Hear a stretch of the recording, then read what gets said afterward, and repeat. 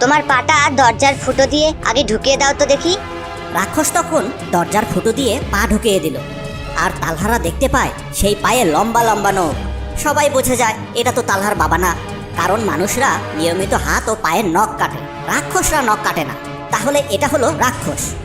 রাক্ষসী কণ্ঠ বদলিয়ে ভুলিয়ে ভালিয়ে ঘরে ঢুকতে চাচ্ছে, তখন বাচ্চারা একটা বড় হাতুড় এনে সেই পায়ে আঘাত করে।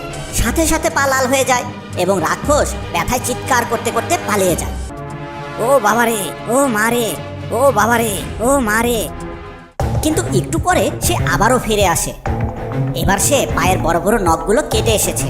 দরজার কাছে গিয়ে আবারও সে তালহার বাবার কণ্ঠস্বরে বলে, বাচ্চারা, আমি তোমাদের বাবা, দরজাটা খোলো। ঠিক আছে, আমরা দরজা খুলবো। আগে তুমি দরজার উপরের ফুটো দিয়ে তোমার কানটা দেখাও তো। পরবর্তী অংশ দেখতে হলে ভিডিওটি লাইক করে নিচে থাকা লাল রঙের সাবস্ক্রাইব বাটনটা একটু টাচ করে দিও।